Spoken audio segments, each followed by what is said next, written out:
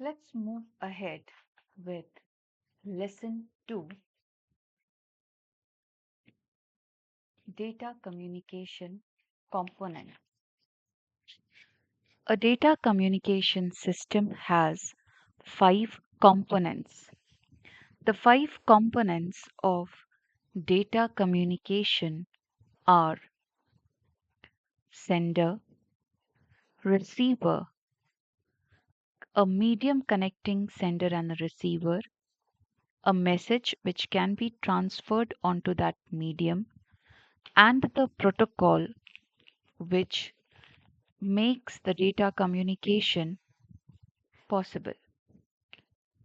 The very first term is the message. The message is the information or data to be communicated.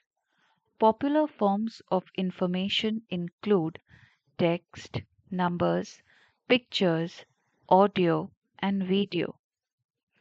Second term in the components is the sender.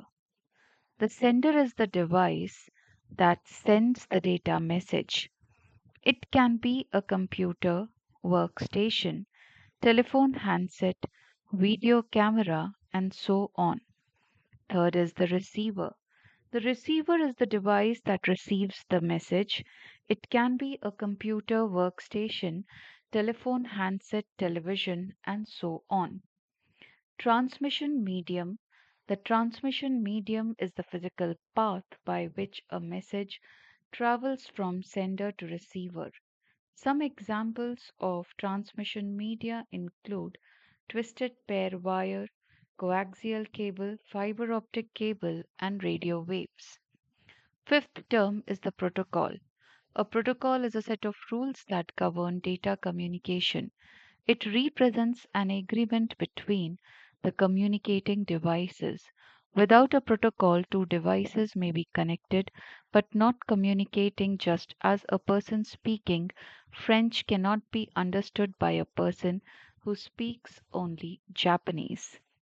Now, as you all can see on the slide, give full attention and focus that what are the trends and what is the news in data communication and computer network industries.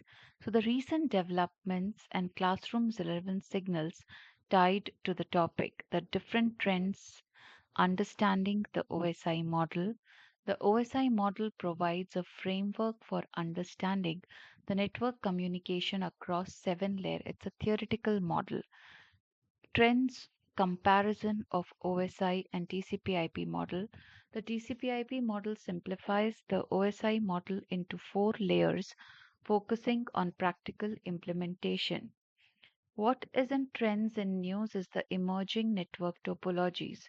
New network topologies are being developed to enhance efficiency and scalability in modern networks. The different advancements in switching techniques, innovations in switching techniques are improving the data transfer speeds and reducing the latency.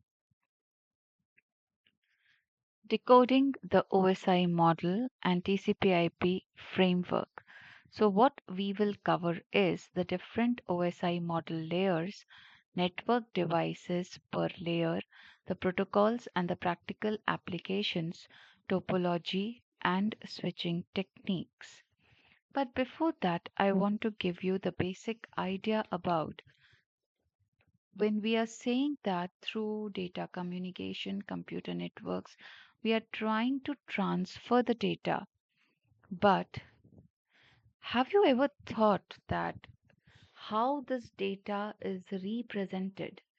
Information today comes in different forms, such as text, numbers, images, audios, and videos.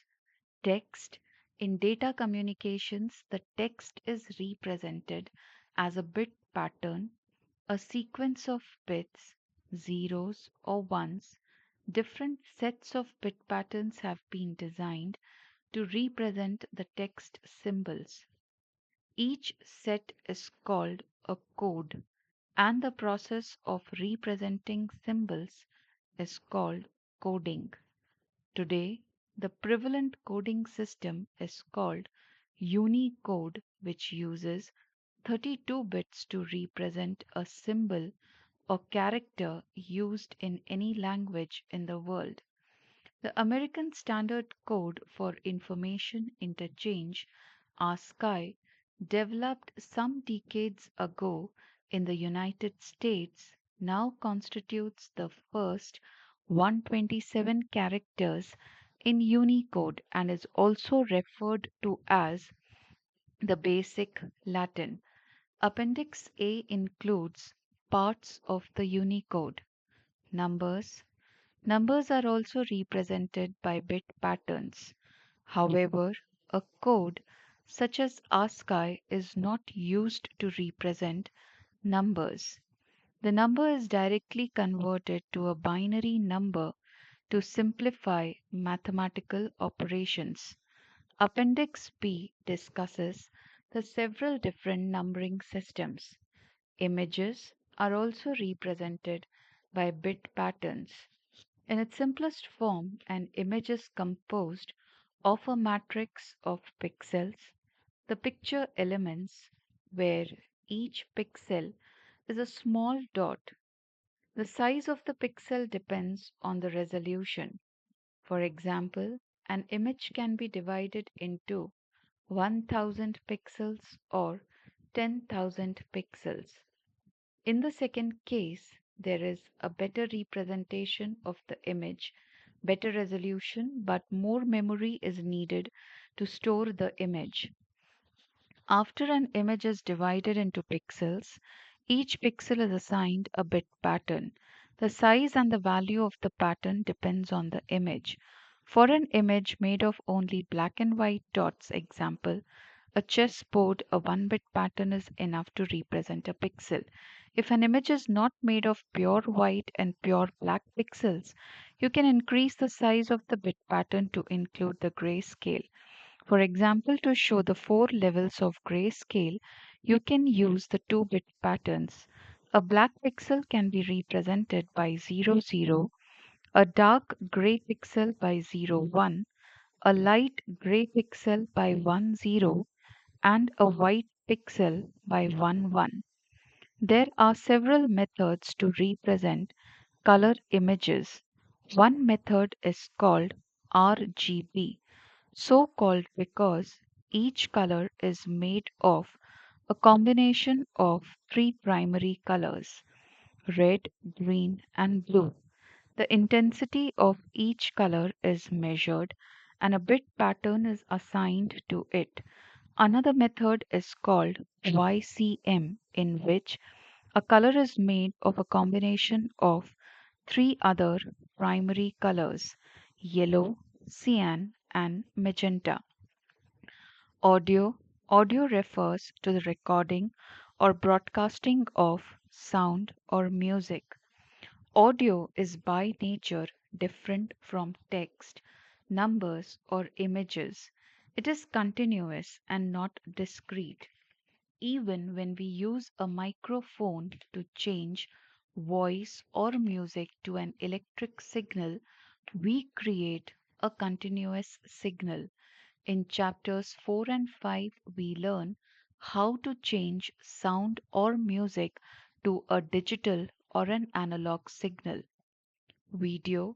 Video refers to the recording or broadcasting of a picture or movie.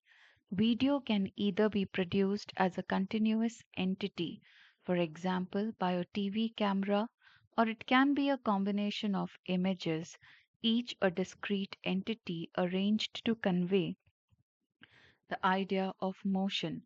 Again, we can change video to a digital or an analog signal, as we will see in the next upcoming lessons.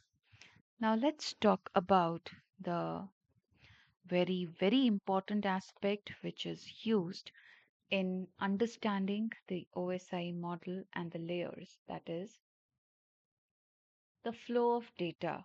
It is called as data flow. The communication between the two devices can be simplex, half duplex, or full duplex. What exactly simplex data flow is? In simplex mode, the communication is unidirectional as on a one-way street. Only one of the two devices on a link can transmit, the other can only receive. Keyboards and traditional monitors are examples of simplex devices. The keyboard can only introduce the input, the monitor can only accept the output. The simplex mode can use the entire capacity of the channel to send data in one direction. Half duplex. In half duplex mode, each station can both transmit and receive, but not at the same time. When one device is sending, the other can only receive, and vice versa. Full duplex.